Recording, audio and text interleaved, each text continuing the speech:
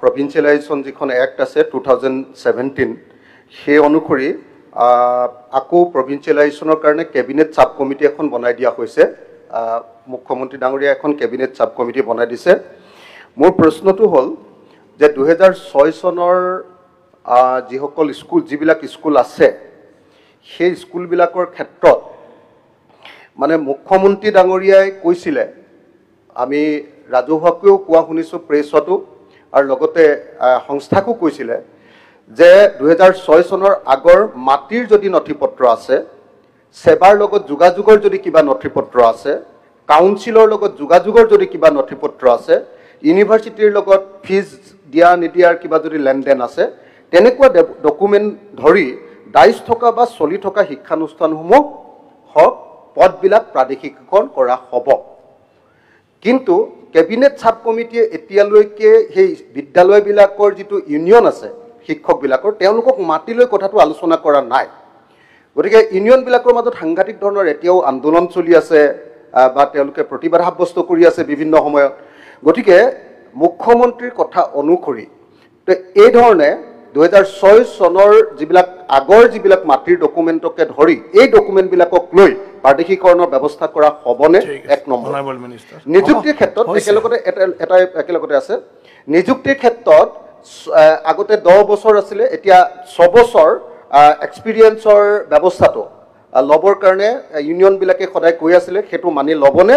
আৰু 2011, 2013, 2001, 2013 আৰু 2021 প্ৰাদেশিকীকৰণৰ সময়ত থাকি যোৱা যিবিলাক পোষ্ট আছিলে সেই পোষ্টবিলাকক লোৱা হ'বনে নহ'ব, সেই কথাকেইটা মই আমাৰ মন্ত্ৰীমণ্ডলৰ পৰা জানিব খোজো। আৰু লগতে শিক্ষকসকলক মাতি এটা আলোচনা বহুৱাবনে নাই সেইটো এটা মই জানিব খোজো। অধ্যক্ষ মহোদয়, প্ৰশ্নটো গোৱালপাৰাৰ সম্পৰ্কীয় আছিল, Jaleswar Sonari college, west Goalpara college সম্পৰ্কীয় আছিল। মই ইতিমধ্যে উল্লেখ কৰিছোঁ যে এখন কেবিনেট ছাব কমিটি হৈছে। গতিকে সেই কেবিনেট ছাব কমিটিৰ লগত মই এজন মেম্বাৰ। ইতিমধ্যে মই সকলোবিলাক শিক্ষক সংগঠনৰ লগত আলোচনা অনুষ্ঠিত কৰিছোঁ। মোৰ আলোচনাৰ প্ৰাপ্তিখিনি মই কেবিনেট ছাব কমিটিত দিম। কেবিনেট ছাব কমিটিয়ে যি সিদ্ধান্ত লয় সেইমতে আমি আগুৱাই যাম। গতিকে নিৰ্দিষ্টভাৱে মই কোনো এটা কথা ক'ব নোৱাৰোঁ। দ্বিতীয় কথাটো হ'ল যে এখন আইন আছে, আইনখন বিধানসভাই প্ৰথম পাছ কৰে। ইয়াৰ পাছত সেই আইনৰ আওতাৰ ভিতৰত কোন বিদ্যালয় কোন মহাবিদ্যালয় তাত অন্তৰ্ভুক্ত হয় নহয় সেইটো তাৰ পিছত আহে। গতিকে এতিয়াও কেবিনেট ছাব কমিটিয়ে প্ৰথম পলিচি সিদ্ধান্তটো ল'ব। পলিচি সিদ্ধান্তটো লোৱাৰ পাছতহে ইণ্ডিভিজুৱেল বিদ্যালয় মহাবিদ্যালয় এখন তেওঁলোক আওতাৰ ভিতৰলৈ আহিব নে বাহিৰলৈ আহিব সেই কথাটো আহিব।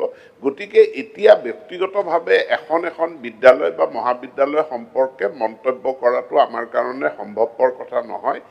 মই সকলোকে অনুৰোধ জনাইছোঁ, অকণমান ধৈৰ্য ধৰিলে কেবিনেট ছাব কমিটিৰ প্ৰতিবেদনখন সোনকালেই দাখিল হ'ব। তাৰ ওপৰত ভিত্তি কৰি কেবিনেটে নিশ্চিতভাৱে সিদ্ধান্তও গ্ৰহণ কৰিব আৰু সেই সিদ্ধান্ত লৈ মই বিধানসভাৰ মজিয়ালৈ আহিম। ধন্যবাদ। ধন্যবাদ।